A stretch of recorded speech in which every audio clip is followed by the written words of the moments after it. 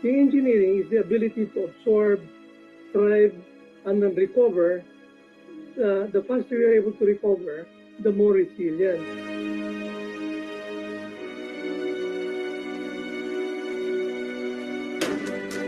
Sa Pilipino, ito ay katibayan at katatagan sa mahirap na sitwasyon at ang kakayahang bumangon muli.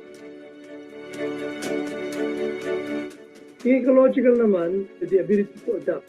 Yung evolutionary resilience, Vale, to really innovate and be creative. Resilience is really being able to spring back from adversity, but it should have learning, and therefore it strengthens you to be more resilient than before the adversity came to you.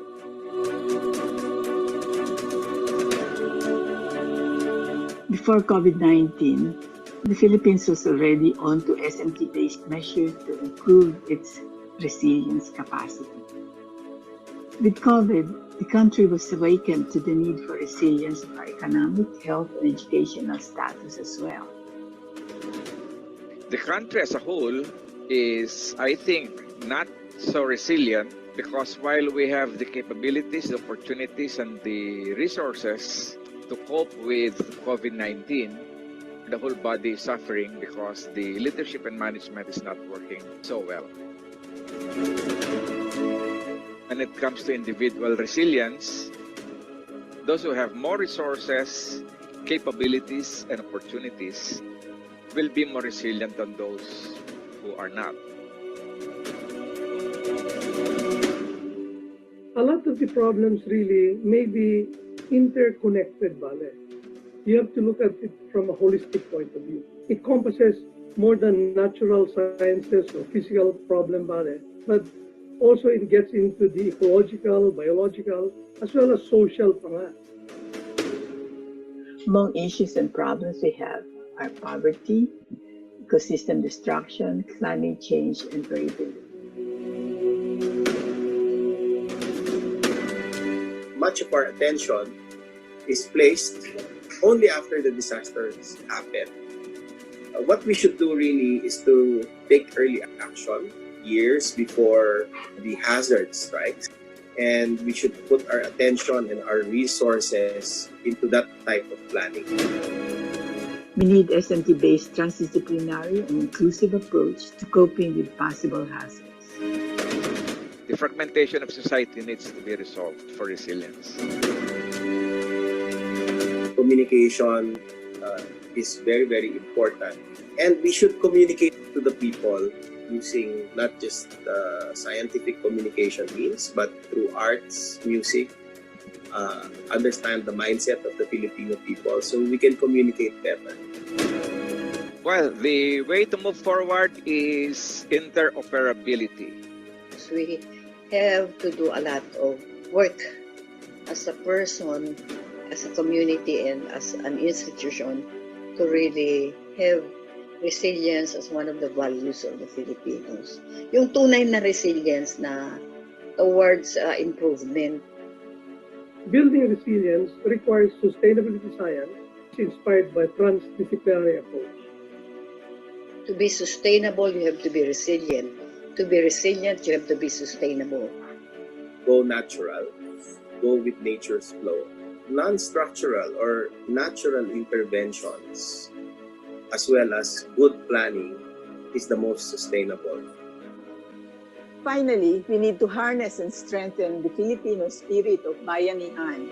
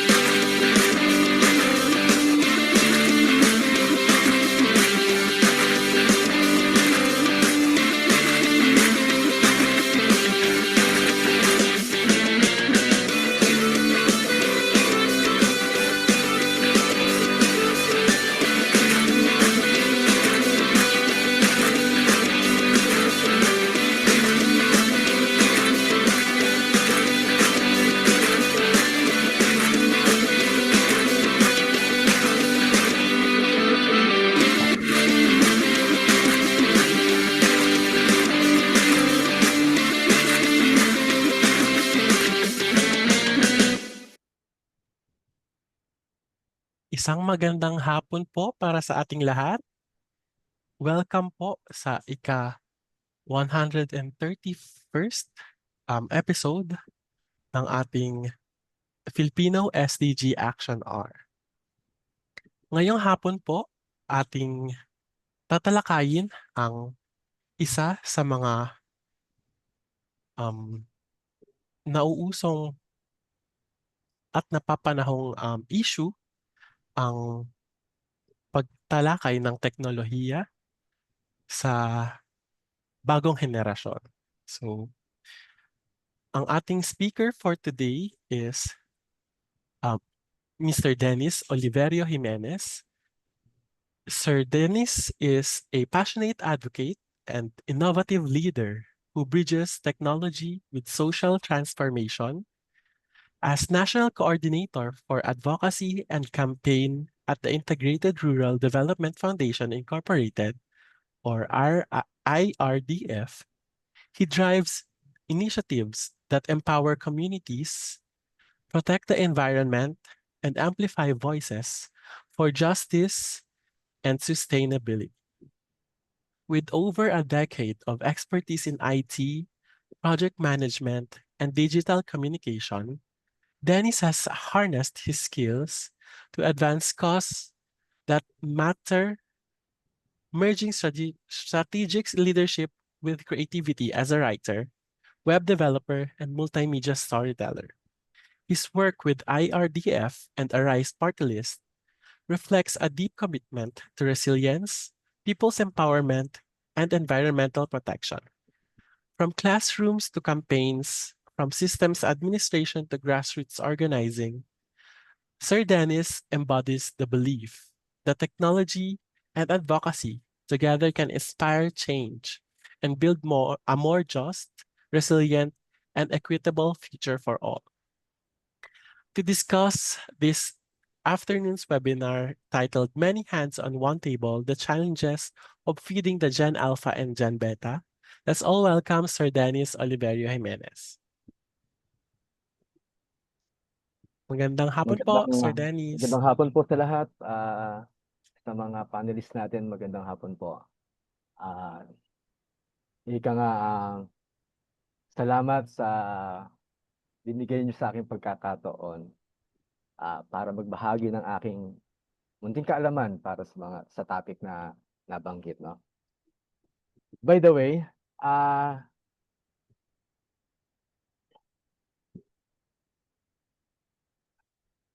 let me share my screen, no? Para yan.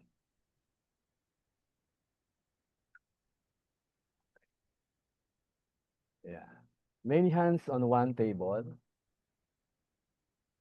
The challenges of feeding Generation Alpha and Generation Beta.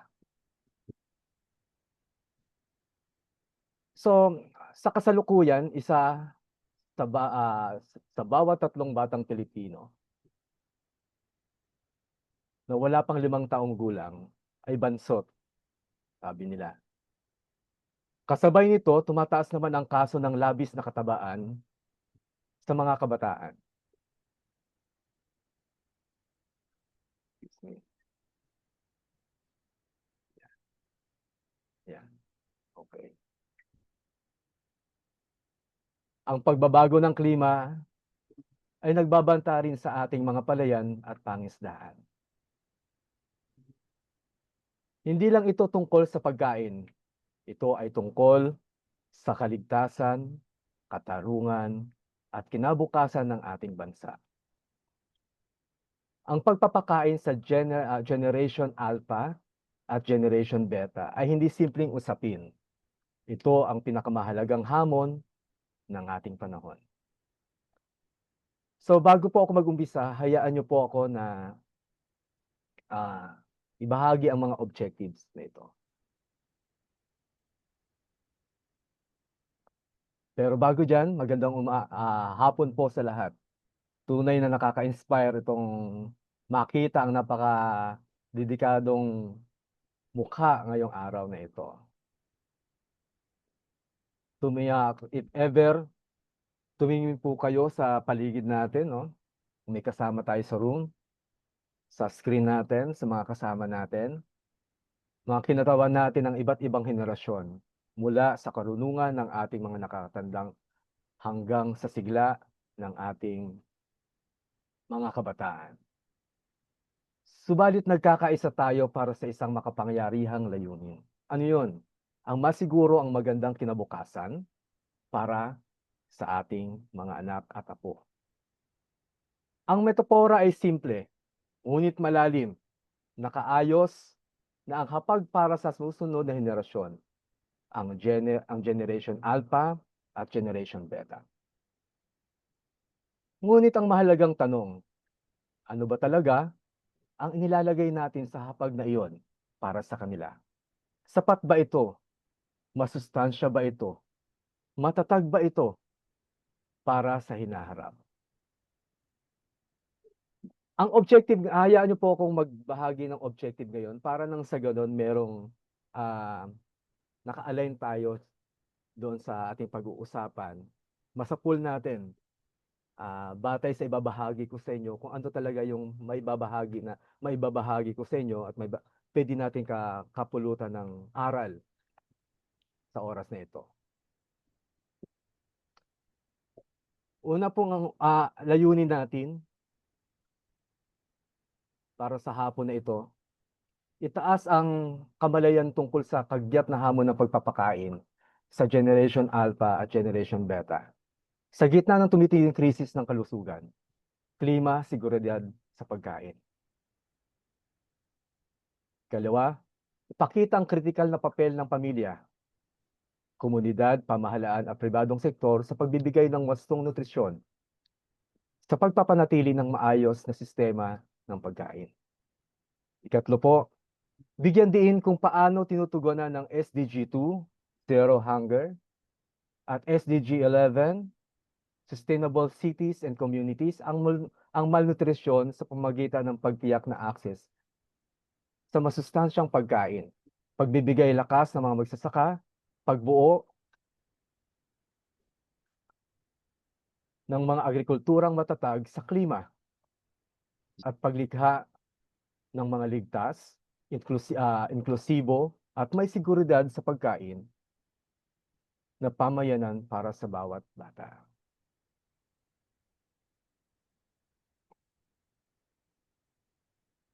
Pang-apat naman po ang magbigay ng inspirasyon para sa mga sama-samang pagkilos at suporta sa mga patakarang magtitiyak ng mas malusog, matatag na kinabukasan para sa susunod na henerasyon. At ang huli po ay magtaguyod ng pagkakaisa ng lahat ng henerasyon sa paghahanap ng solusyon para sa hustisya sa pagkain at pagpapanatili nito.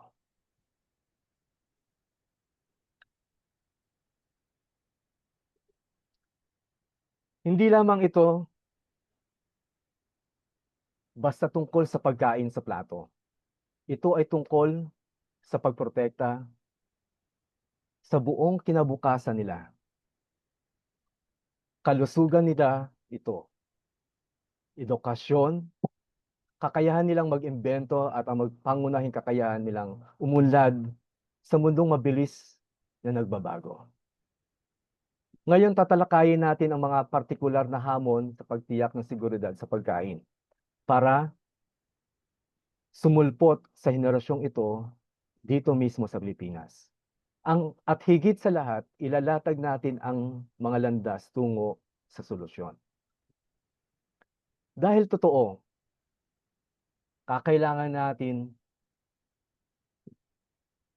ang maraming kamay sa iisang hapag.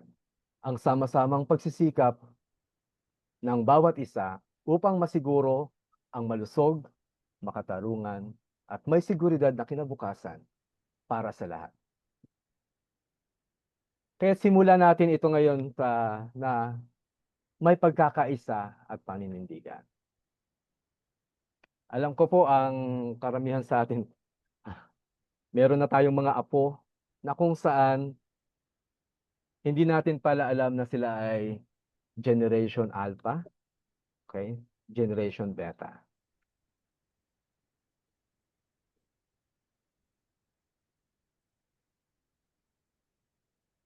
So sino ba nga itong tinutukoy nating mga bida ngayon, yung dalawang henerasyon? Sino tinatawag nating Generation Alpha? Bago natin talakayin ang hamon, kilalanin muna natin ito, mga bida ng ating pag-uusap. Ang Generation Alpha ay pinanganak noong 2010 to 2024. Kung mapupunan natin yung spans of time na yun na 14 years ng nakarang taon, maraming nangyari sa Pilipinas. Kung mapupuna po natin, tinamaan po tayo ng matinding bagyo ng Yolanda noong mga panahon yun. At that time, nandun ako sa Iloilo. Empleyado ako ng Save the Children International bilang isang IT officer. Doon ko nakita kung anong hirap, ang dinaranas ng mga kabataan ng panahong yon. Yung Generation Alpha at that time ay napakabata pa, 3 taong gulang, 4 na taong gulang. Kagyak-kagyak ng kanilang mga ng kanilang mga magulang. Pumipila sa feeding program ng community. So, makikita natin sa kanila, maging sa magulang, paano ko kaya ito bubuhayin? Itong kasalukuyan nating mga anak, pagdating naman po dun sa pagdating dun naman po sa pandemic time, nako, mas matindi. Kasi marami rin po, sigurado ako na namatay ng mga kabataan nating Generation Alpha at that time. Matinding hirap ng magulang, matinding hirap na kung saan kulang ang solusyong ginagawa ng ating gobyerno. Mahirap maging isang resiliente sa panahong yun. Kalaban mo ay pulis, kalaban mo ay barangay. Pagka ikaw ay nagkaroon ng COVID, yung parents mo, o kaya parents ng Generation Alpha, pag nagkaroon ng COVID, hihiwalay ka agad, tapos sabay, makikita mo na lang yung nanay nila, tatay nila, o kapamilya nila, abo na. Ganun po, very tragic yung nangyari. Matindi yung nararamdaman ng bawat kabataang Pilipino at the time. Bagamat may dala itong mga oportunidad, may dala rin itong mga matinding hamon, lalo na sa pagdating sa kanilang mga gawi sa pagkain. Alam niyo po, isang malawak na pag-aaral noong 2021 ng Food and Nutrition Research Institute, FNRI, ang Department of Science and Technology, DOST, ang nagbabala, tumataas ang bilang ng sobrang timbang at labis ng katabaan ng mga Pilipinong edad 5 hanggang 10. Hindi lang ito usapin ng timbang, ito ay palatandaan ng pagbabago ng diet ng lumalaking panganib sa kalusugan. Tinatayang bilang ng Generation Alpha sa ngayon mula nung 2010 hanggang 2024. Sa buong populasyon natin ay na approximately 112.73 million populasyon ng Pilipinas, ay 27.87% of it is Generation Alpha. At kung i-convert po natin yan into decimal, around 31.4 million Generation Alpha ang nabubuhay o pinanganak sa mga panahong yan hanggang sa ngayon, nakaraan. O kasama sa mga batang naninirahan sa iba't ibang bansa, kaso wala akong nahanap na datos na concrete datos tungkol dito. Tingin ko mas tataas pa. Isipin po ninyo ang Generation Alpha, sila yung mga ipinanganak na kung saan may hawak mga bata na kumakain habang nakatutok ang mga mata sa tablet. Kung mapupuna po ninyo yung mga apo natin, no? Sino kaya yung mga anak natin na may anak na ganun?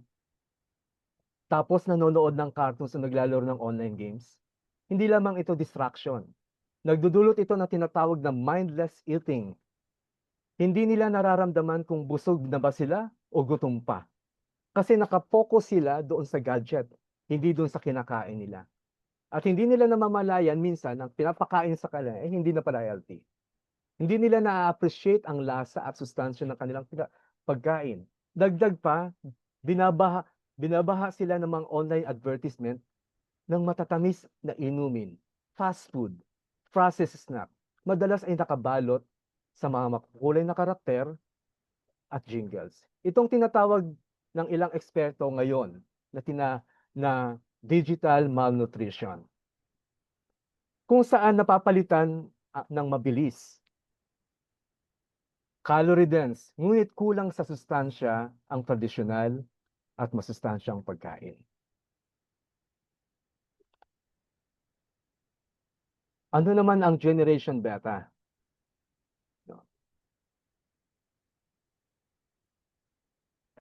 Ang Generation Beta, sila ay pinanganak ngayong taon na ito, pataas sa mga susunod pa. We will call them Generation Beta. Sumunod, ang mga sanggol na ipinanganak ngayong taon at sa mga susunod pa, minana nila ang isang mundong dumaan sa mga pangmatagang epekto ng pandemya.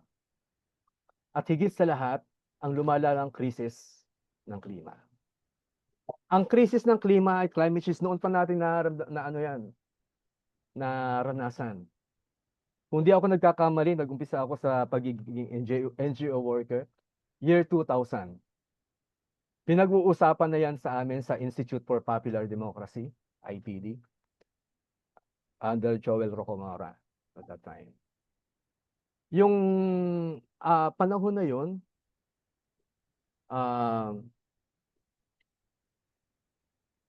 yung climate change, unti-unti nang nararanasan ng bawat Pilipino.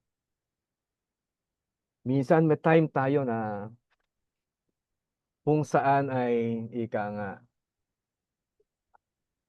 signal number 1 pero pakiramdam natin signal number 3. Umuulan nung nakaraan, umuulan ng yelo, ng buo-buong yelo somewhere in Baguio, no? Oo. Tapos may mga pagbabago-bago. Maraming mga namamatay na isda, lumulutang na lang. Hindi alam kung bakit lumulutang sila. Dahil sa pagbabago-bago ng temperatura ng karagatan. No. Tantiang bilang ng Pilipino na Generation Beta na naitala umpisa ng 2025 hanggang sa ngayon ay 1.45 milyong sanggol na inasang ipapanganak pa sa mga susunod. Mas madalas at mas malakas na bagyo ang sumisira sa ani ng palay. Ika nga matagal na tagtuyot, napapahirap sa mga pananim at pabago-bagong panahon ng pangingisda. Sa amin po sa Bicol, sa Maybulan, may time na hindi pa panahon ng lawlaw o tawag dito, parang galunggong siya, yung ginagawang salin. Hindi pa panahon pero nakakakuha na sila. Marami nang nakukuha. Pero pag panahon naman, halos hindi naman. Okay. Isa itong direktang banta sa pagkakaroon ng sapat na sustansyang pagkain. Ika nga, pag tinamaan ng climate change ang ating palayan at pangisdaan, konti lang ang mailalagay natin sa hapag ng kainan. Kaya't may moral tayong tungkulin na ngayon pa lang ay bumuo ng matatag at nababagay na sistema ng pagkain para matiyak natin ang Generation Beta ay may matatag at masustansyang supply ng pagkain. Walang laman ang plato. Hamon sa seguridad sa pagkain. Nakita niyo naman po sa screen gaano kahirap ang ating mga kababayang Pilipino. Habang lumalaki ang pangangailangan ng Generation Alpha at Generation Beta, maraming plato ang nanatiling walang laman o kulang sa sustansya. Harapin natin ang mga pangunahing hamon sa seguridad sa pagkain. at partikular na nagpapabigat sa konteksto ng Pilipinas. Ano yung mga hamon na ito? Narito po. Una, kahirapan at malnutrisyon. Isang matinding sugat. Sa kabila ng progreso ng ating bansa sa iba't ibang larangan, mananatiling laganap at mapanira ang kahirapan bilang pangunahing dahilan ng kakulangan sa pagkain. Isa itong mapait na realidad na direktang nagkakaapekto sa kakayahan ng ating mga anak na lumalaki. Matuto at maging kapaki-pakinabang sa lipunan. Ayon sa datos po ng UNICEF, kabilang ang Pilipinas sa nangungunang 10 bansa sa buong mundo na may pinakamaraming batang bansot. Isa sa bawat 3 batang ito na wala pang 5 taong gulang ay bansot na. Ang stunting ay hindi lamang pagiging pandak, ito ay senyales ng malubhang pagmatagalang kakulangan sa nutrisyon sa unang 1,000 days ng buhay ng isang bata. Nagdudulot ito ng permanenteng pinsala sa paglaki, sa pag-iisip, at sa resistensya ng katawan. Isipin po natin ang isang batang nakatira sa isang liblib na baryo sa Mindanao o isang maralitang pamayanan sa Metro Manila. Siguro naman po ang nakalibot naman ng karamihan sa inyo, lalo na sa urban area ng Pilipinas. Kung bansot ang batang ito, hindi lang siya pandak, apektado rin siya apektado rin ito ang kanyang utak. Kaya nga po nung nakaraan, nung nasa arrest party, isa ito sa inuna namin. Maraming mga kabataan after pandemic time, mahina ang utak. Bakit po? Dahil sa kakulangan sa nutrisyon, sa feeding ng impormasyon.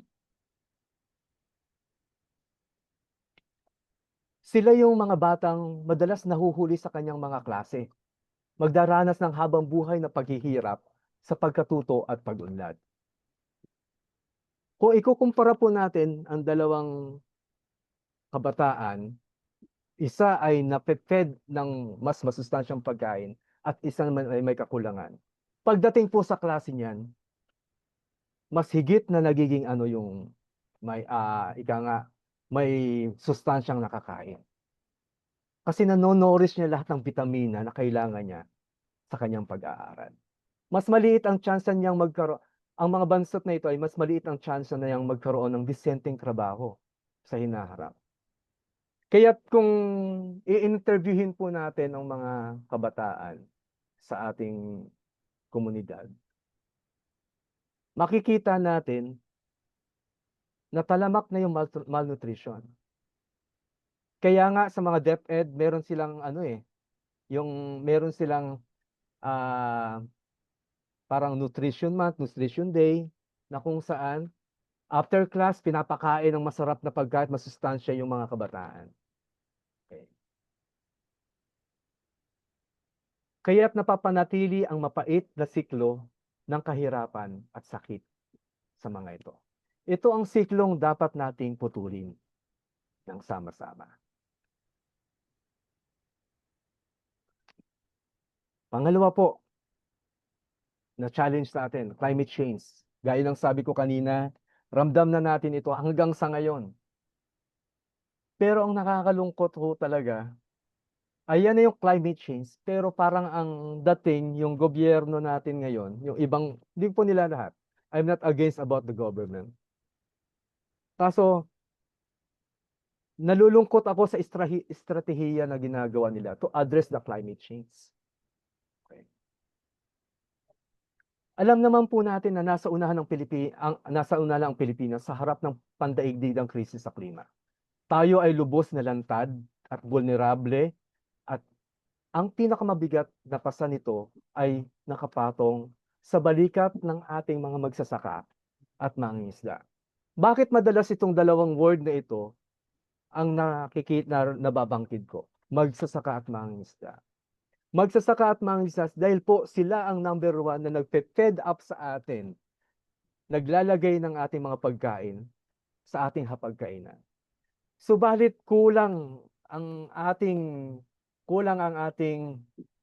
intervention sa kanila. May intervention pero mali ang pagbibigay, okay, ng tulong sa kanila.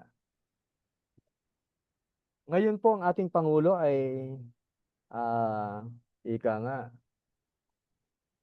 nagnanais na magkaroon ng 20 pesos na bigas.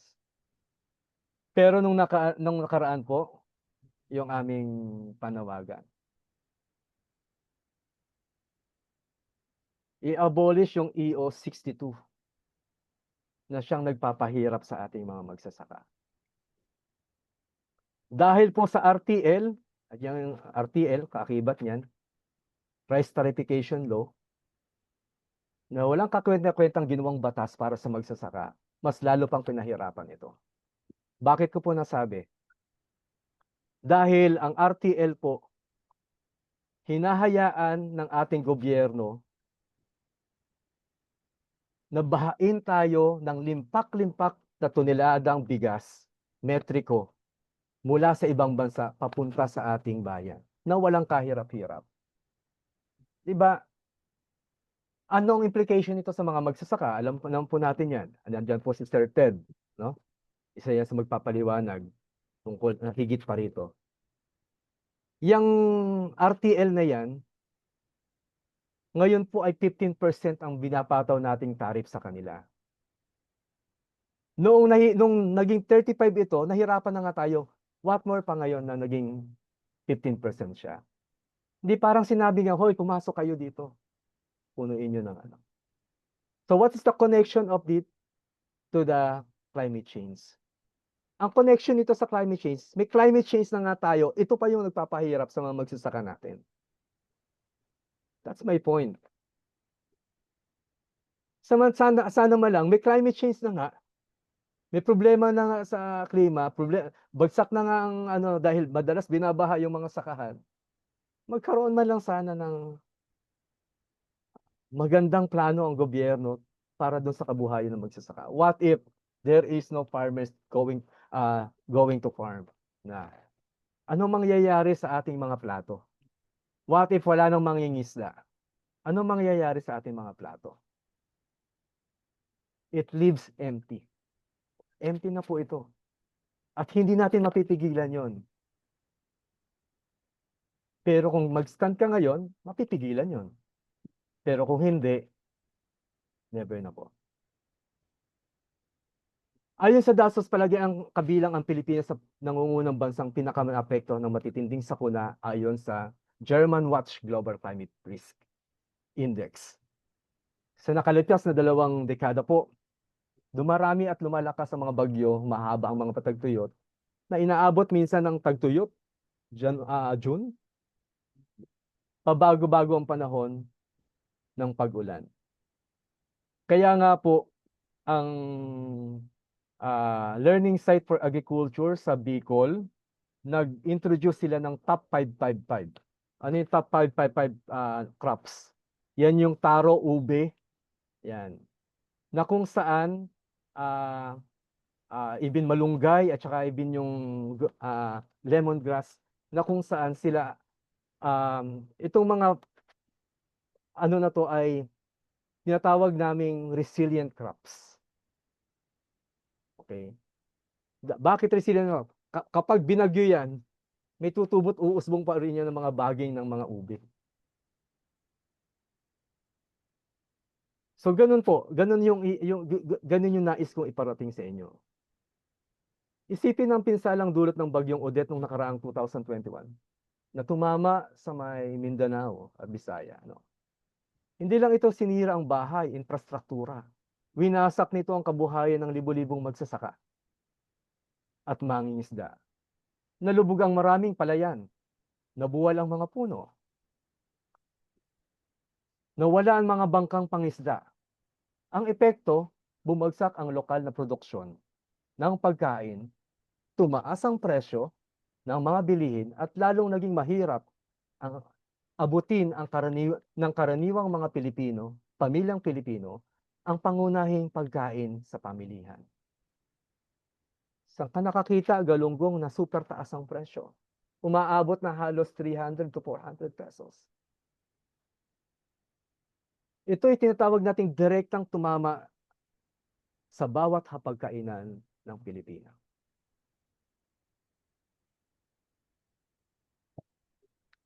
Pangatlo po, urbanisasyon ang lumalawak na konkretong gubat. Bakit ko nasabi yan? Lumalawak ng mabilis ang ating mga lungsod. Dinaragsa ang milyong-milyong mga naghahanap ng oportunidad. Ngunit dala ng mabilis na urbanisasyon ang seryosong banta sa ating seguridad sa pagkain. Sabi ko kanina, milyon-milyong naghaharap ng oportunidad.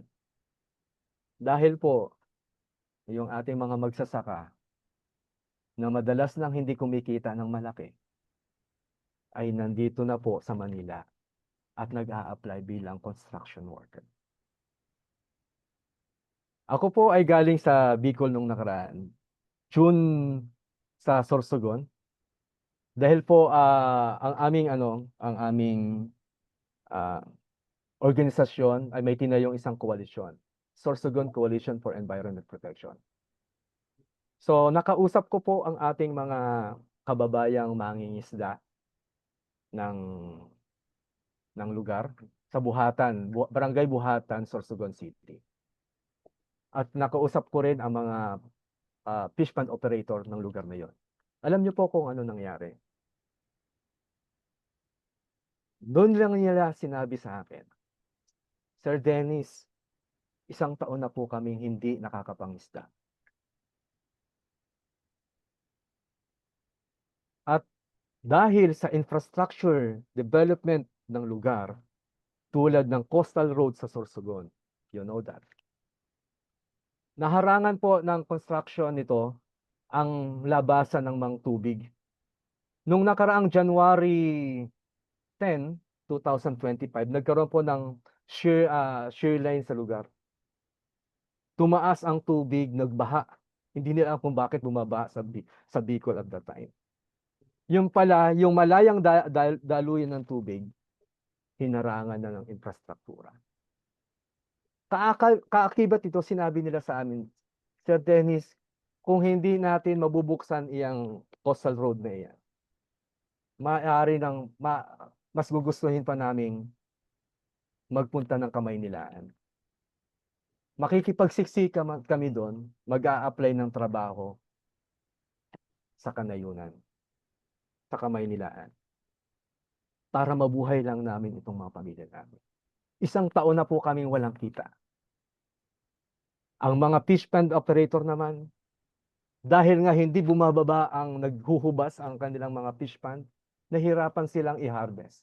Hanggang yung mga hina-harvest nila, alam niyo po yung mga sugpo, kapag umano na sila sa tamang edad nila para i-harvest, at hindi sila na-harvest, namamatay na po. Ganun din ang mga crabs natin doon. Ganun din ang mga ibang mga yamang dagat doon. So ganun po.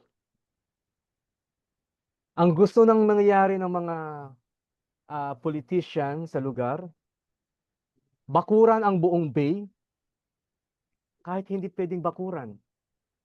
Sasabihin na turismo. Tourism driven ang isang lugar. Diba? Nakakalungkot. Nakakalungkot. Kung makakaharap ho ninyo sila, maaawa kayo. Kasi unang-una, ramdam mo sa kanila kung paano sila nag-struggle. Pero walang pumapansin sa kanila. Luckily, nung kami ang pumansin sa kanila, naipanalo po namin ang kaso. Hindi po kinaso sa kundi nagkaroon kami ng dialogo sa DPWH. Pinagbigyan kami. In spans of 2 months, nagkaroon po ng solusyon. Bumalik ako nakaraan, tuwang-tuwa ang mga mangingisda natin doon. Sabi nila, mabuti na lang pala may mga tulad namin sa organisasyon na mayroon pang gustong tumulong sa kanila. So, yung organisasyon, yung akala natin minsan po ay okay na yung sabi nga natin ikino-convert nito, yan sa picture, no? Kino-convert nito yung mga sakahan para magkaroon ng mall. Hindi lang yun eh.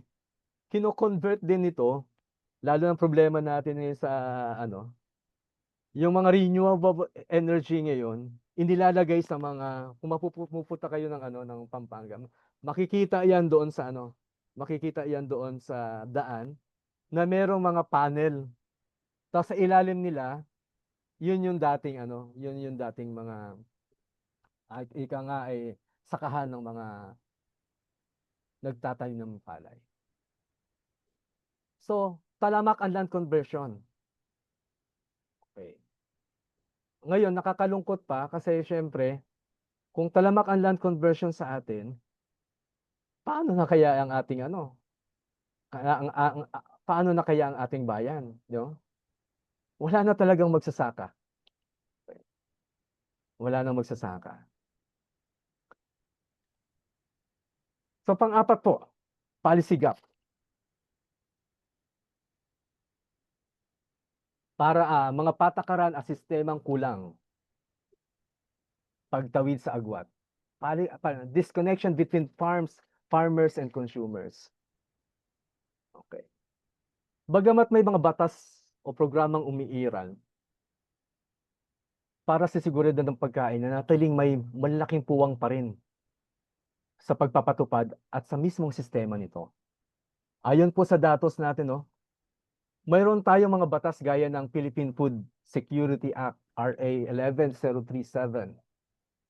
Ngunit kulang pa rin ang tulong sa mga magsasaka. Hindi umaabot ng maayos sa pinakamahihirap ang tulong. Mayroon tinatawag na disconnection sa pagpapatupad sa lokal na antas. Dahil may pagkakataong sobra-sobra ho ang ani. Halimbawa, ang kamatis sa Benguet o sibuyas sa Nueva Ecija.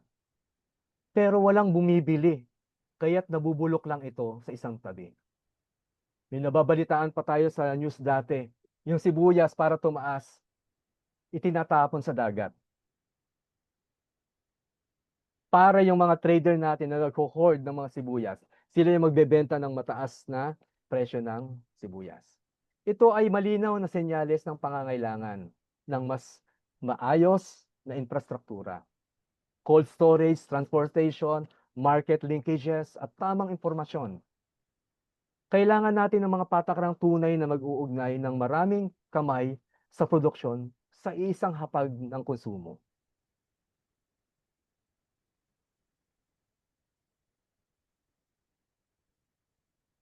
Kaya kung titingnan po natin, ano magiging solusyon natin dito?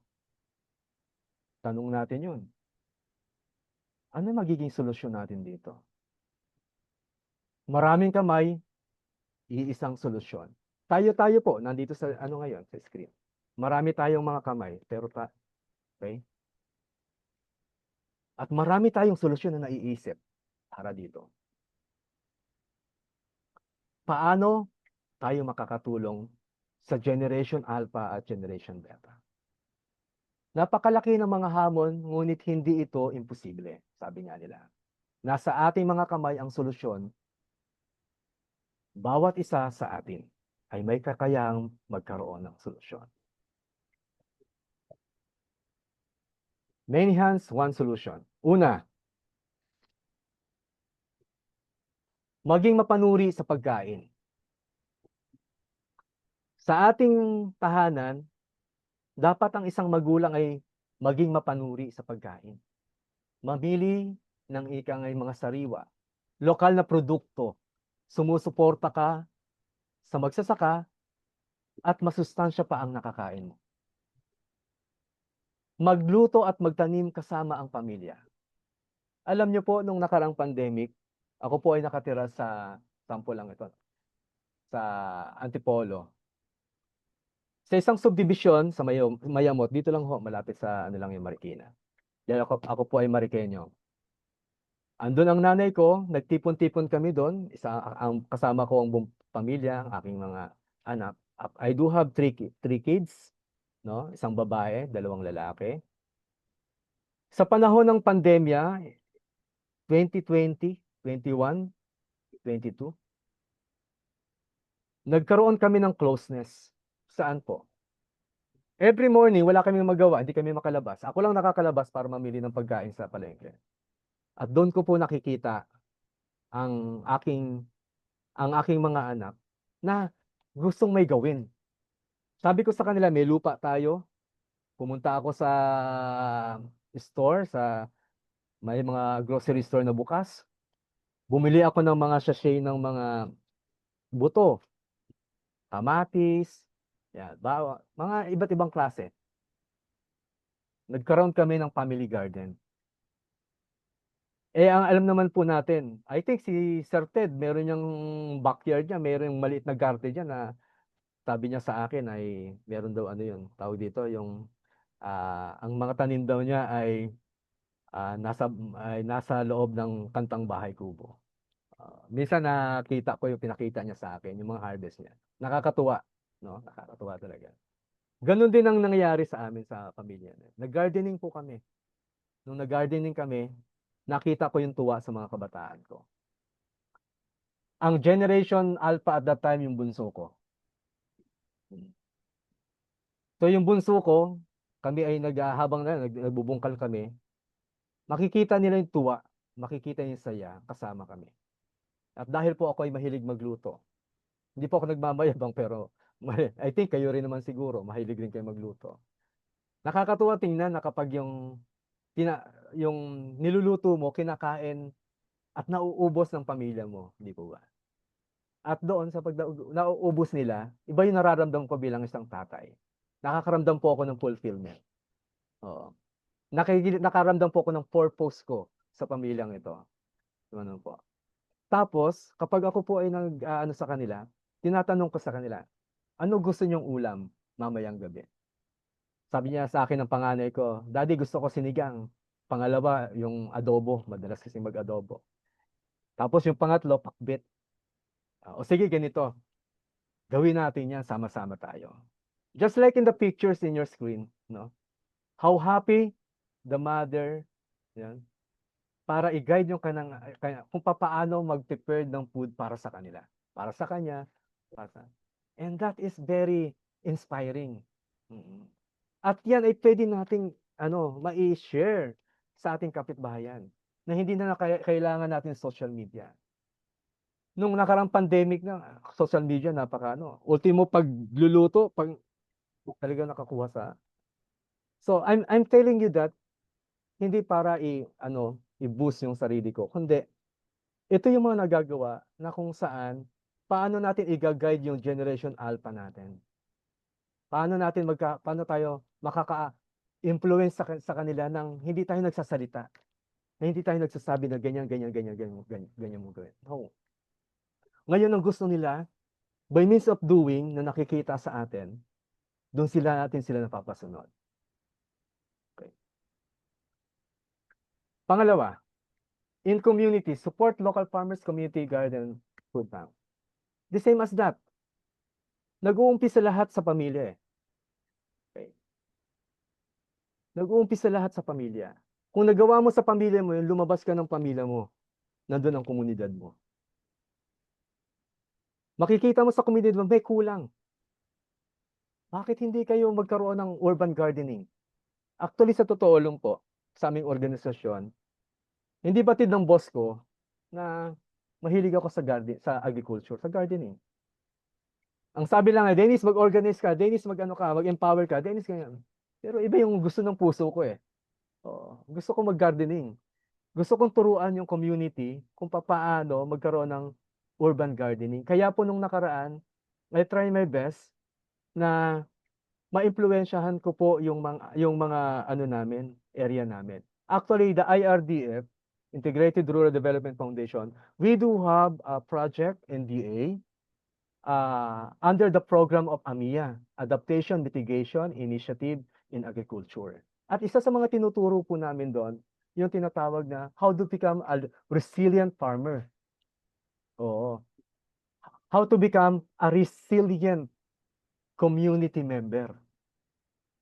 Doon po, kapag ako po ay nagbibigay ng sa kanila, ng capacity building, sinasabi ko po lahat, ino-open ko yung kanyang isipan. Unang-una, what are their rights? Okay. Ano yung kakayahan nila na pwede makatulong sa iba? How they can influence people? Or even older one or younger one. Doon sa pagtuturo namin sa na-share ko sa kanila yung tinatawag na pastoral leadership. I think kung Katoliko kayo or naririnig niyo to sa mga kaparian. Pastoral leadership. Whereas you're the one, ikaw yung magtatrabaho, ikaw magbubungkat, papakita mo sa ganito gagawin natin. Bibigyan mo sila ng inspirasyon to do it with the community. Hanggang ma-adapt na nila yung ginagawa mo. Nagkaroon po kami sa Barangay Kagbunga, Pamplona.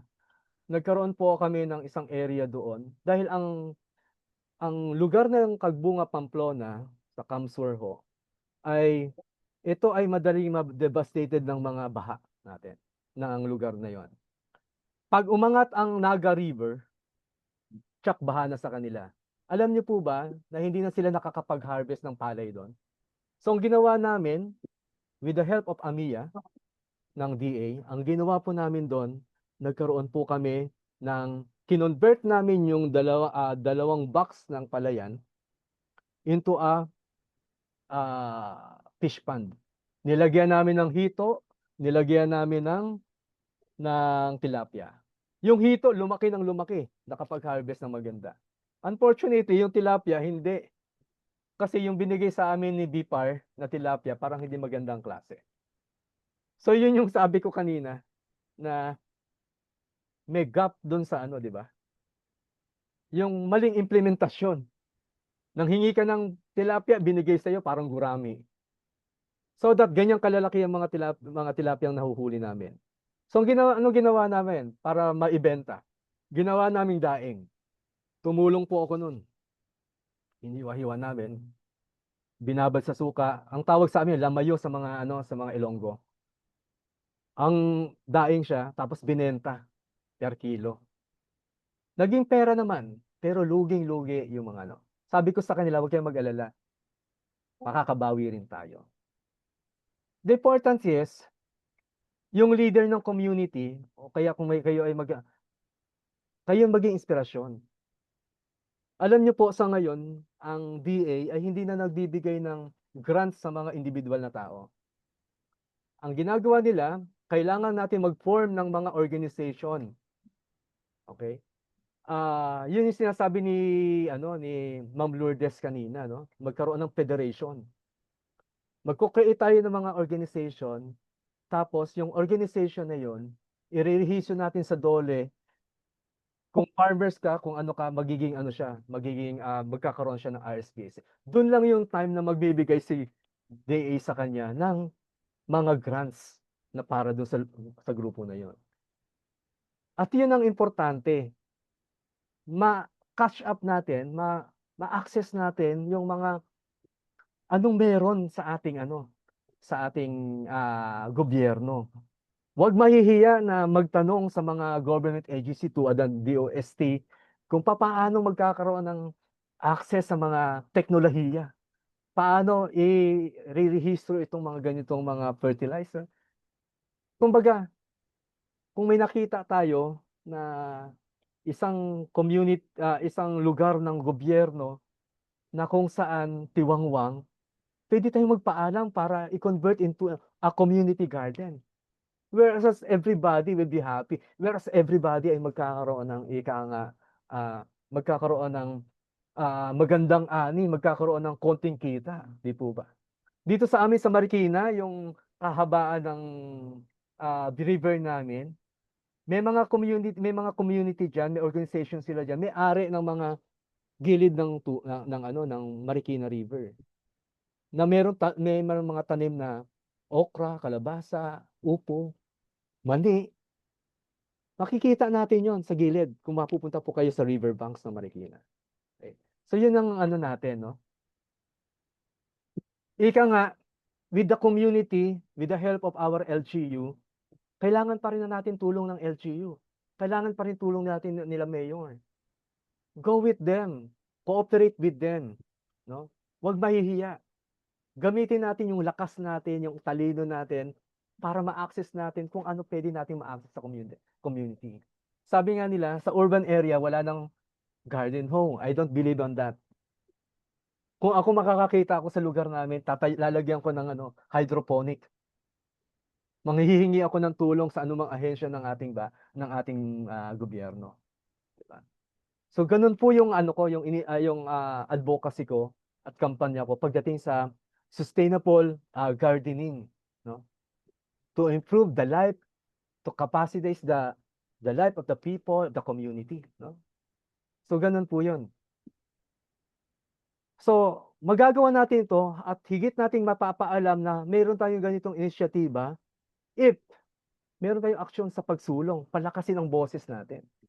Inform, engage leaders, support food security initiatives. Nakipag-ugnayan sa mga leader, gaya ng sabi ko kanina.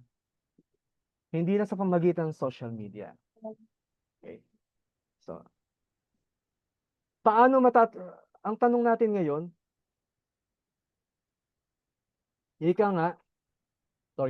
tandaan natin lahat, malawak ang hapag at may upuan at papel para sa bawat isa. Tayo ang maraming kamay na titiyak na walang plato ang magiging walang laman para sa Generation Alpha at Beta. So, paano tinutugunan ng SDG 2 o Zero Hunger at SDG 11 ang malnutrisyon with its own framework, no? Yung pinag-uusapan natin. Nakakatuwa nga na ngayon ko lang nalaman na meron palang ganitong klaseng grupo na kinabibilangan si Sir Ted na tumututok sa mga ganitong mga usapin, no? Akala ko kasi na ano lang to eh. Pag nasa UN ka lang, nasa UNICEF ka lang, ito marinig madalas. Pero andito pala, no? Na kung saan yung SDG 2 Zero Hunger, yung tinatawag natin dapat siguraduhin nating sapat. Okay. Ligtas at abot kayang pagkain. Bigyan ng kapangyarihan ang mga magsasaka, palakasin ang school feeding, nutrition education, at gawing matatag sa klima ang mga agrikultura natin. Yun yung nais. Ituloy natin itong mga ito. Okay? Ituloy natin itong mga ito. Itong ginagawa natin. Alumbaga, makakahikayat din tayo. Mga Pilipinong nagnanais na magkaroon ng resilienteng buhay ang bawat isa sa atin. Okay. So, yung SDG 11 naman ay tinatawag na Sustainable Cities and Communities. Lumikha naman ng ligtas at inklusibong pamayanan. Ligtas at inklusibo. Ang pamayanan natin, idawat natin sa lahat ng mga gusto nating mangyari. Tulad nito, nadawit ako dito sa ganitong klase usapin, na alam ko naman, meron pa akong kakayahang makapagbahagi ng aking munting karunungan. Lumikha ng ligtas at inklusibong pamayanan. Suportahan ang urban farming at lokal na pamilihan. Tiyakin ang tubig, ang sanitasyon, malinis para sa lahat. No? At magkaroon ng pabahay na ligtas sa lahat at gawing matatag sa sakuna ang mga komunidad. At magagawa lamang natin itong mga ito. Magagawa lang po natin itong mga ito kung higit natin nanaisin at higit tayo magkakaroon ng kaisipan ng pagtulong sa kapwa. Ika nga, together, SDG 2 and SDG 11 ensure that Generation Alpha and Generation Beta grow up nourished strong and resilient, ready to shape the future. Dahil kapag hindi nagkaroon ng sapat na pagkain ang Generation Alpha and Generation, ano pa ang mangyayari sa ating susunod na henerasyon? Di po ba? Ano pa? Kung iisipin po natin kung ito hindi magiging kung ito ay hindi natin sasakatuparan, mapapamura ang pagkain, mapaparami ang produksyon ng magsasaka. Okay? Mapapamura yung produksyon ng mga magsasaka. Hindi tataas up to 17 pesos per kilo. Okay. Kailangan baliktarin natin yung tatsulok, ika nga eh. Dapat dumami yung mga bibili ng mga produkto ng mga magsasaka. At pababain pang higit yung mga gastos sa produksyon. Yun dapat po, tingin ko. So, a call to action to us.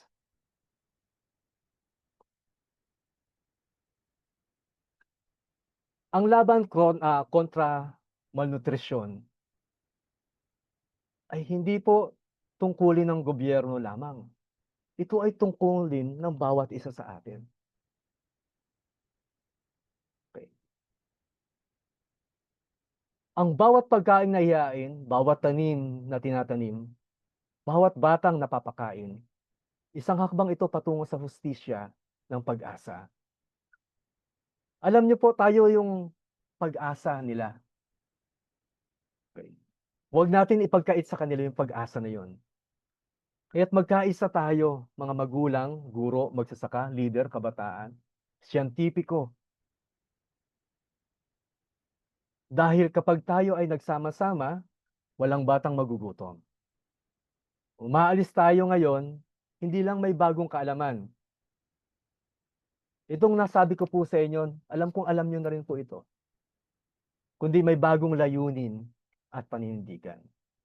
Itayo natin ang hapag na sagana para sa katawan at isipan at diwa ng Generation Alpha at Beta.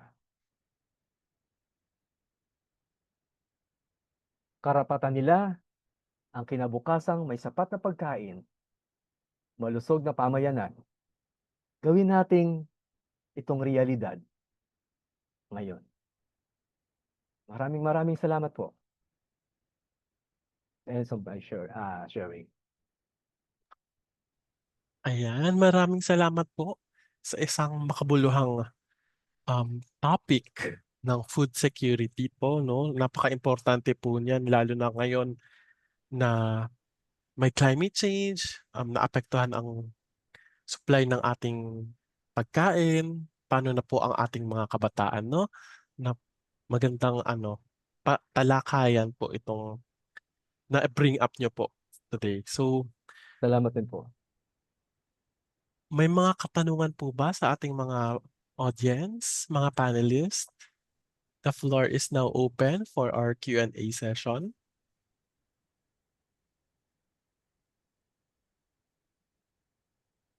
Yes. Pwede ako mauna? Si Ted Mendoza Sige po, Sir Ike. Yeah. Ako lang ay nakahiga ngayon at hindi na ako una, Dennis, congratulations sa malaman mong presentation. Una, kaya kita na-recommend na magsalita kasi nung mga nakaraan, puro mga super seniors nang nagle-lecture, nagsasalita dito sa SDG Action R. Sabi ko naman, dapat siguro may manggaling din sa mga relatively younger generation. Nasa midway ka eh. Okay? More or less, ikaw kasing edad ng aking panganay. Yeah, ikalawa, ang background mo kasi, ang exposure mo sa community organizing ever since. So, ang yung exposure talaga nakadikit sa ating kababayan, sa mga masa. So, yeah, so maganda at na-share mo naman ang actual experiences mo, okay? Ang blending natin, ako naman ay mas nasa technical aspect, kaya nagkakatulungan tayo sa IRDF. Yes po, yes Of po. course, sa IRDF, ever since naging vice chair ako ng board ng IRDF noong panahon ni Kamemong. Yeah. So, medyo malalim po ang mga ugat ng ating problema. Pagbigay ako ng 3 shares dito ng presentation. Kaya ngayon, siguro in a few weeks pa matatapos ko na yung libro ko. At ang pamagat niya ay food nationalism. Hindi ko pa na-fail. Kasi yun yata ang medyo nawala ngayon sa atin kasi marami sa atin ang gusto mga imported foods. Well, partly siguro dahil na rin mas murang bilhin yung mga processed food, mga yun na nga, at ang malnutrition napakalalim din yan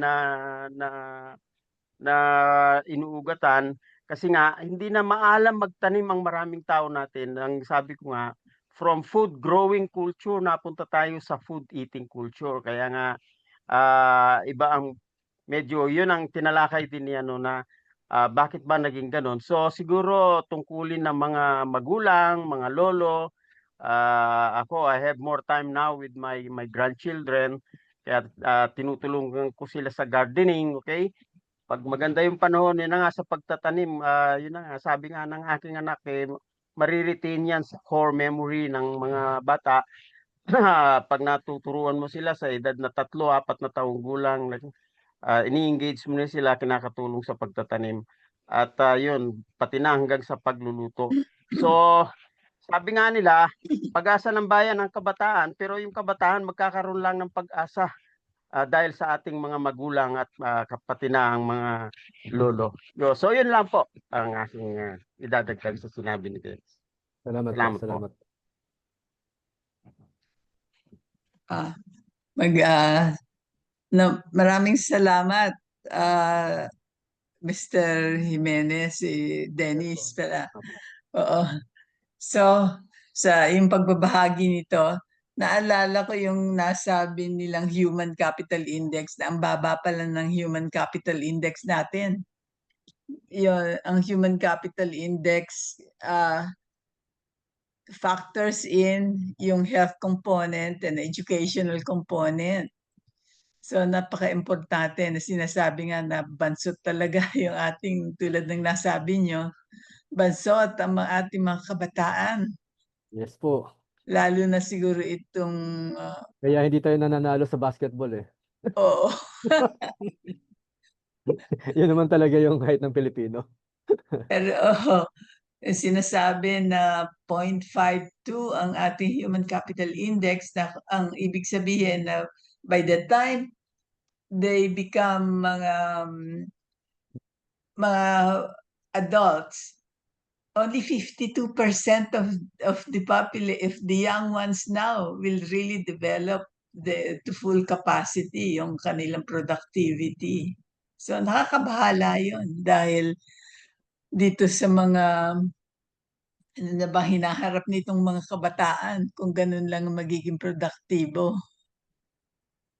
At napaka-importante ang nutrition talaga.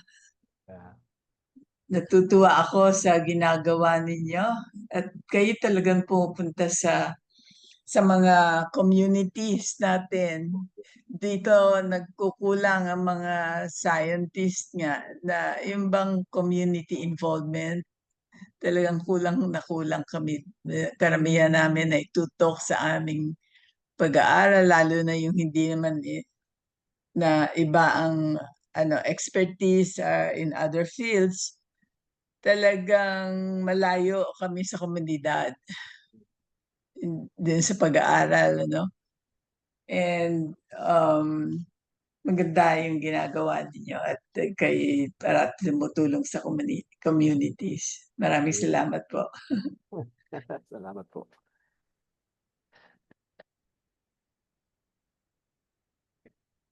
Ito may chat ba? Si Sir Ike po yata ay nagtaas ng kamay kanina. Sir Ike? Yes, thank you. Mr. Dennis, no? Hindi ba yung hunger problema ng buong populasyon. Hindi Opo. lang naman Gen Z at saka Gen A, Alpha, Beta, no? Opo, tama kayo. Why are you focusing on those two? Why, actually yung ano natin, bakit ako nag-focus nun? Kasi sa lahat ng sa generation, may millennials tayo, Gen X, mga ganun. Okay? Mm. Yung ito nag-uumpisa yung beta. Ay nakita ko kasi yung yung unang-una nakita ko sa Gen Alpha, ito yung nakaranas ng matinding problema na kung saan hanggang ngayon kaakibat ito ng ating na hanggang ngayon ay kaakibat ito. Bakit hunger? Kasi unang-una, alam po natin na ngayon ay tayo nasa nung nakaraan may study tayo na ah, maraming mga kabataan sa atin hindi man lang marunong mag-spelling, 'di ba po? Nabasa po ba ninyo yung Oo.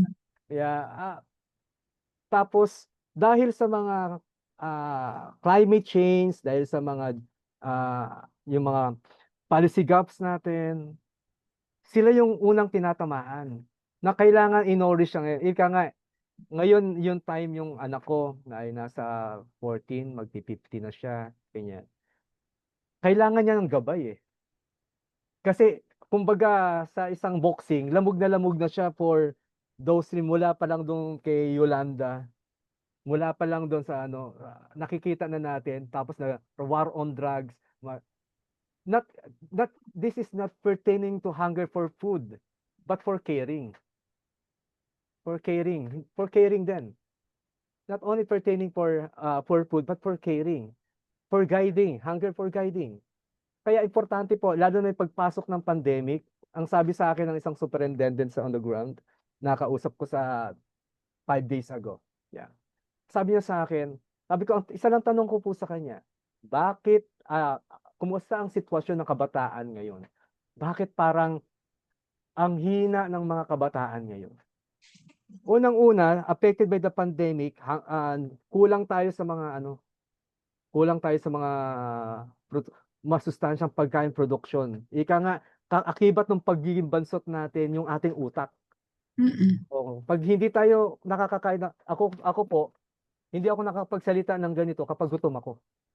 Ibig sabihin, kidding aside, kapag ako po ay gutom talaga, hindi po nagpa-function ang utak ko in even my body. I need to eat. I need to eat sweets.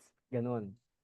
Ganon po. Kaya yan po yung ko na topic. Yung overpopulation natin, halos kaakibat ito. Biruin niyo po, 31 million estimated ang Generation Alpha na nabubuhay sa ngayon mula 2010 hanggang sa ngayon. So, with that numbers, sino mag-guide sa kanila? Sino yung mag-ano sa kanila? Para ako, sabi ko, actually pwede naman akong hindi, pero hindi. Sabi nga ni Rizal, nasa kanilang pag-asa natin eh. Although hunger is part of, pero hunger has its own different form. Not only by feeding, but caring, nourishing them, ganun, teaching them, hunger for education. Kagaya po tulad ninyo, natutuwa po ako kasi unang-una, ang taas po ng mga narating ninyo, ika nga, maano po. So, ganun lang po, yun lang po ang simpleng masasabi ko kung bakit I choose this topic, kung bakit kailangang tingin ko napapanahon ito. Just because yung aking sentimento at saka nandun sa mga kabataan.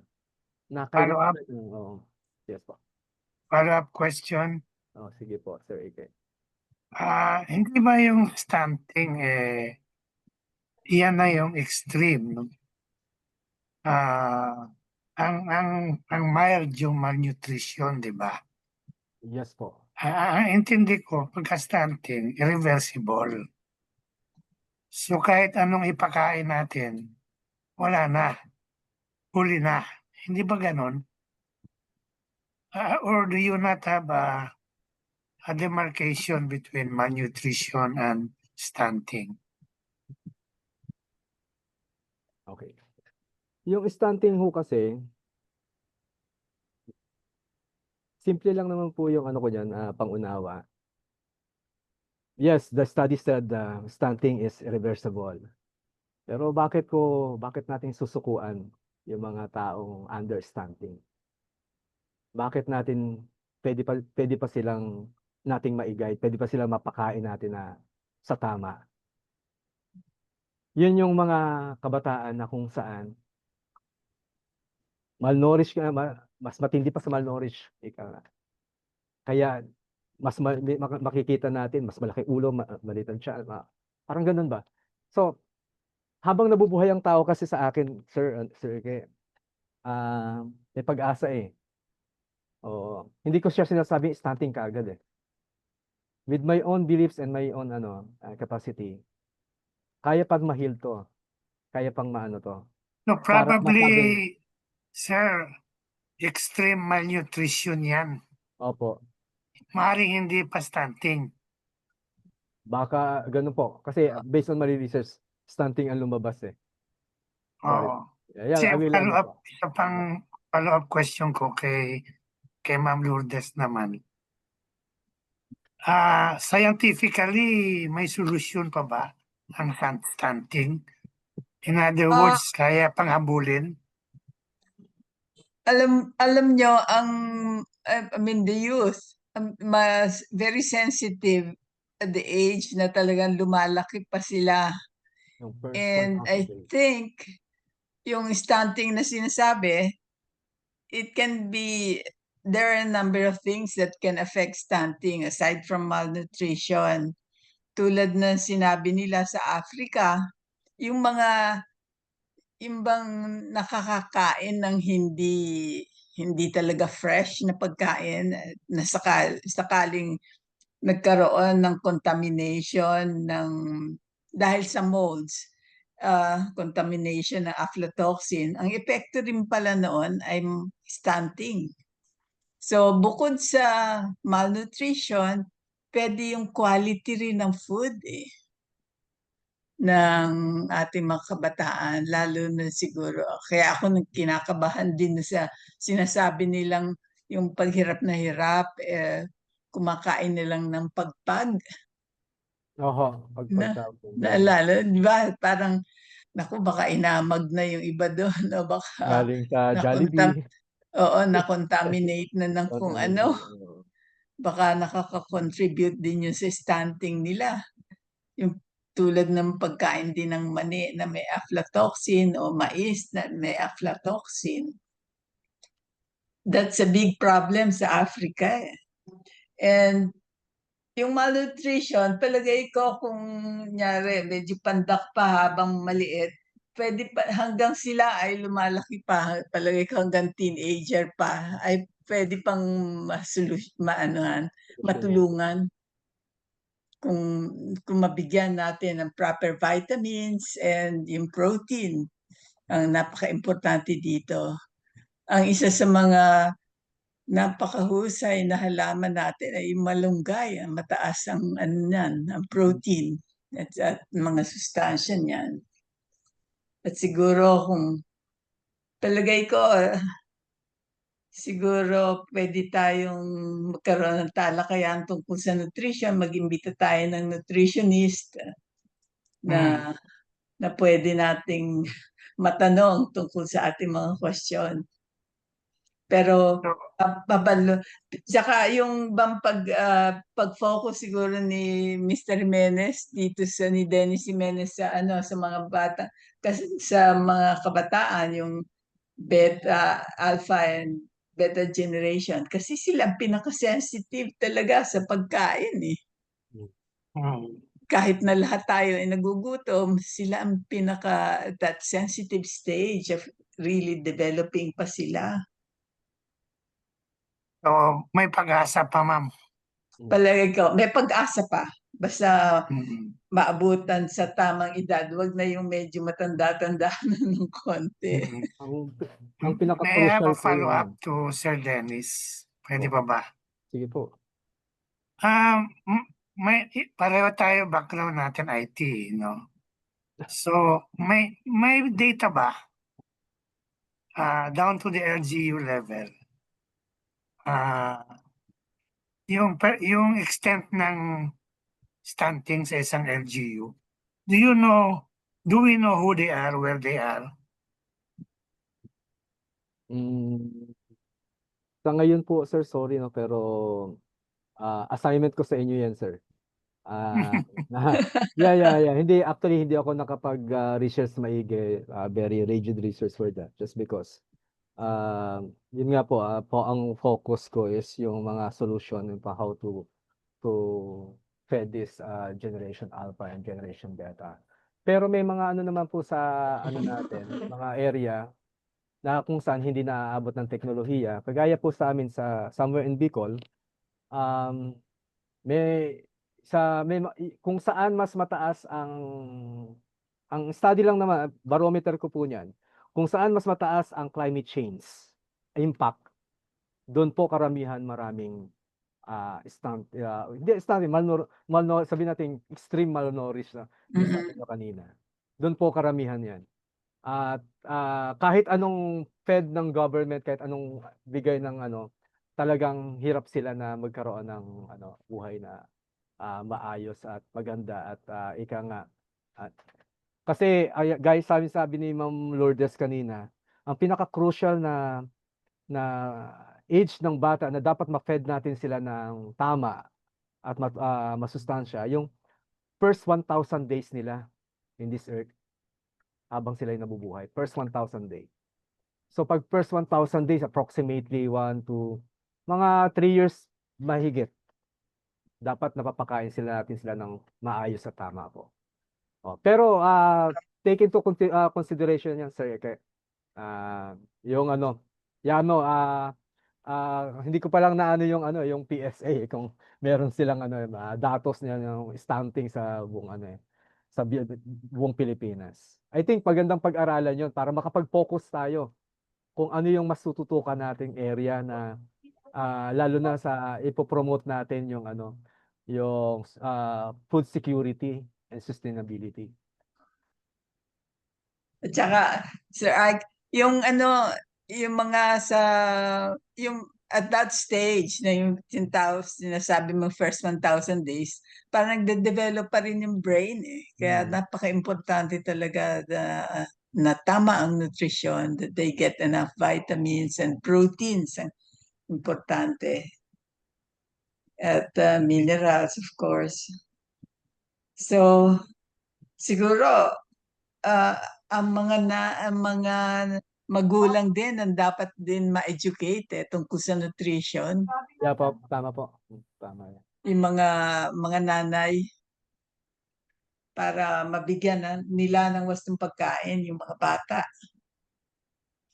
Ang gap po kasi ng health center natin, hindi lahat nagiging aware sa amin sa lugar dito sa Marikina. Hindi lahat nagiging aware about the services of the health center. Hindi lahat nagiging aware kung ano merong ibinibigay ang health center. So parang information driven, information dissemination, yun ang mas maigi natin maisiwalat sa. Oo, siguro. So kahit yung mga importante, of course, yung nutrition ng mga kabataan, pero importante din yung nutrition ng mga seniors. Kaya, at pati yung mga seniors na pwede ring na sila kung yung mga nag-retire na kung pwede maging productive at siya namang makatulong din sa mga kabataan. Opo. Dun sa last kong pagtutuos, dahil sa mahal na presyo daw ng pagkain at mababa ang kinikita, approximately 78% ng Pilipinos ngayon ay hindi nakakakain ng safe nutrition and healthy foods. So, kailan ba nasa Mercury ako, bumibili ako ng gamot. Sa mga nakalinyang bumibili ng gamot, siguro sa 10, 8 ang nakapila ng mga senior citizen. So, anong ibig sabihin nun? So, mas maraming nagkakasakit na senior citizen. Bakit? Hindi lang siguro sa maintenance medicines at kasi nga nawala na yung konsepto na food is medicine. Okay? Mm-mm. At kaya nga ito, nagsusulat ako ng libro at inugat ko ito kasi nawala na yung konsepto ng I'm now using the term food nationalism. Okay?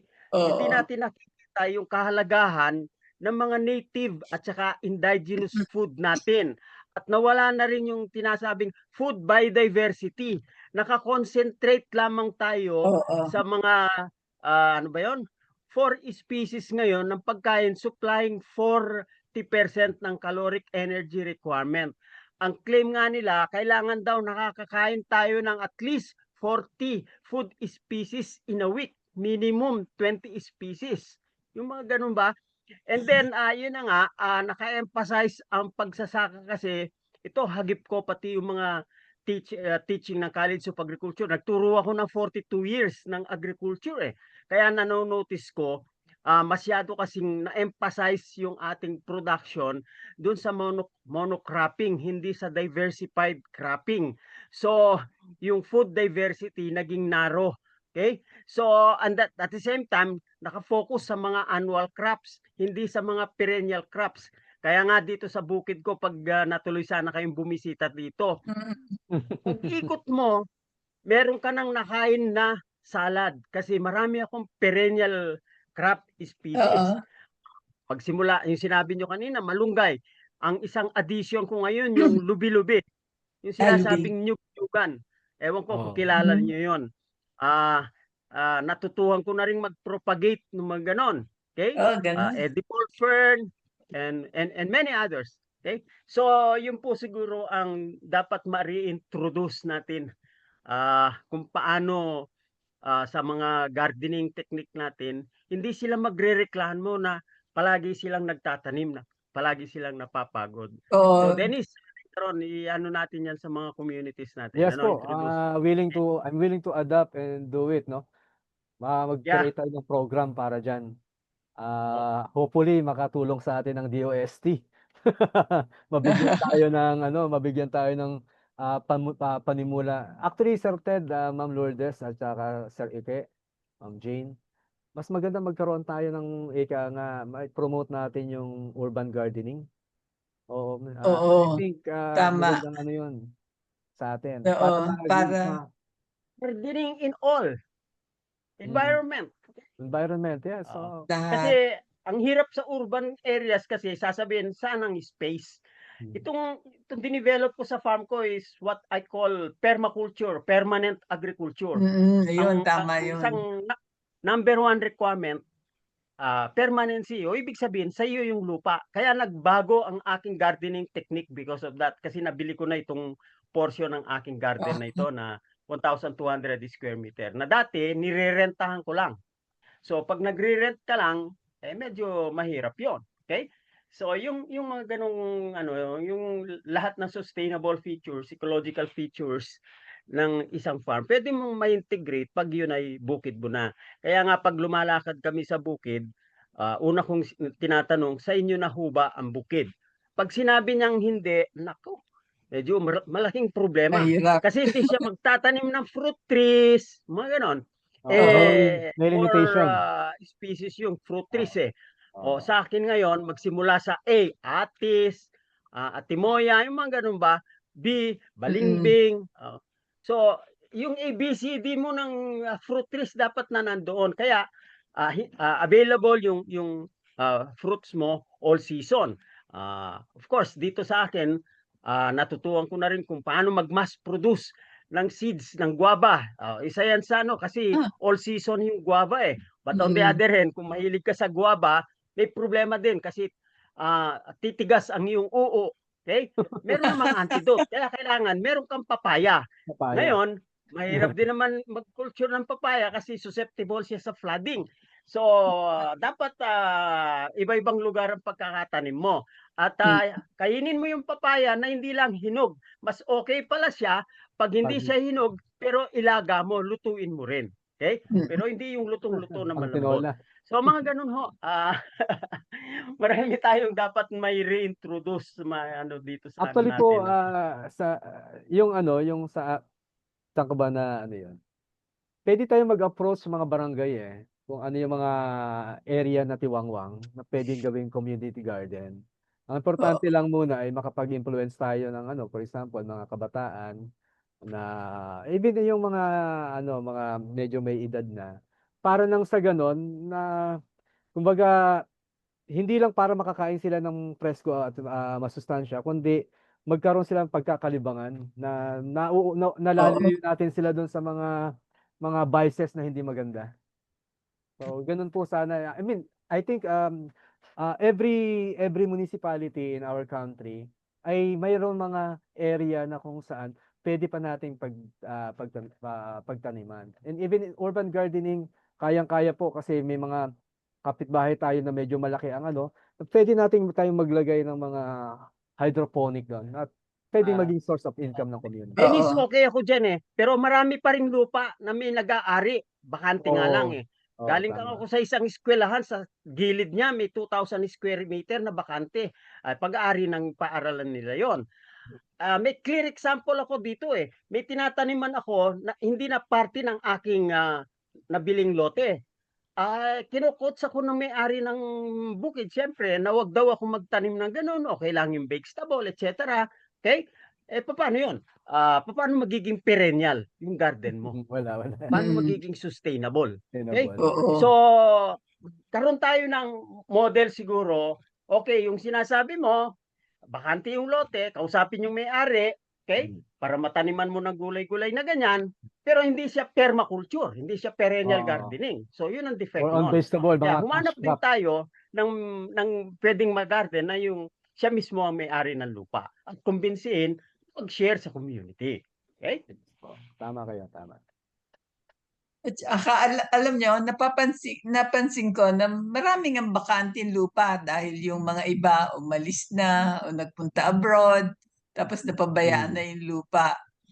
At saka kahit sa government land, di ba marami ring bakante. Oho, Nung, Oo, marami. yun. nung minsan ako yung nag-trend sa Japan, papunta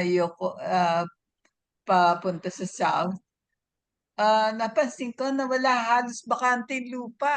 Lahat ginagamit.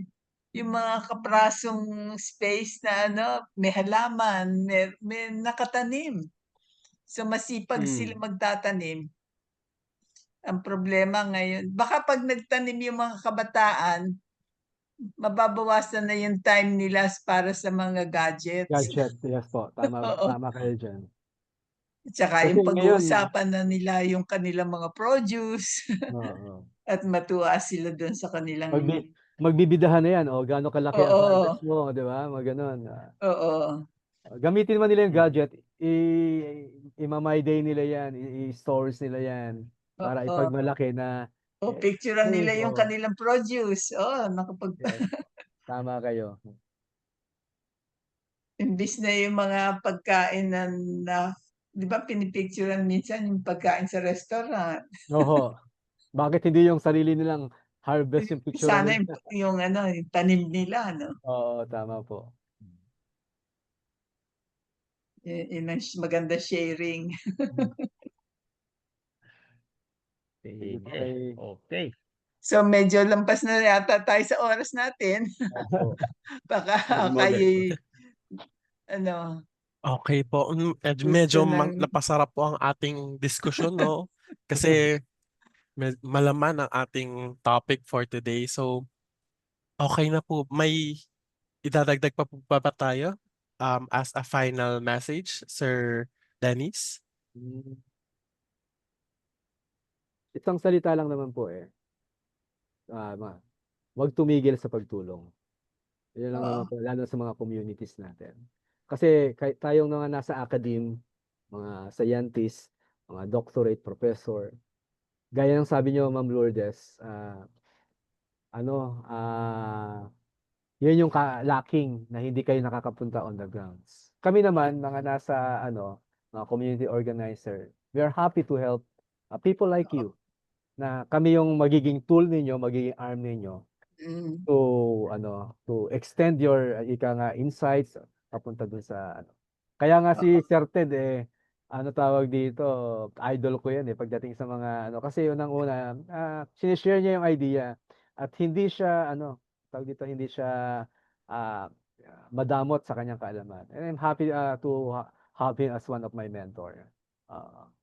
Maraming salamat po muli sa inyo, Ma'am Lourdes, Sir Ike. Sa lahat po ng mga nakikinig, maraming salamat sa oras na binigay niyo sa akin. Hopefully, nakapagbigay linaw ako sa mga ganitong klaseng topic. And I am open for any suggestion and comments. Nandiyan naman po yung aking email address. And then you can contact me. At I'm willing to help kung saan ang part na ako pwedeng makatulong. Mm. Sige, maraming salamat. Salamat po. Maraming salamat po, Sir Dennis, sa Yan natin ang isang palakpak. Yes po, isang masigabong palakpakan po para kay Sir Dennis sa pag-share ng kanyang insights sa topic ng food security para sa ating mga bagong henerasyon. Yes. So, ayun po, dito po nagtatapos ang ating talakayan sa hapong ito. Maraming salamat po sa mga umattend at sana po ay muli namin kayong makasama sa susunod na linggo. Maraming salamat po. Salamat po. Salamat po.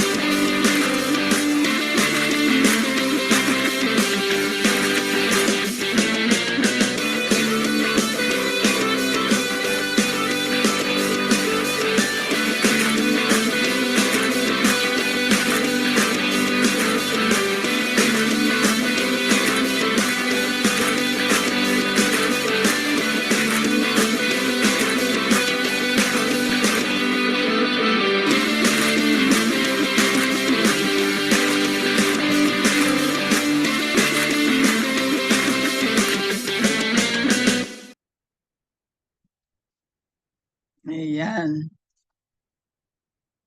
Sige.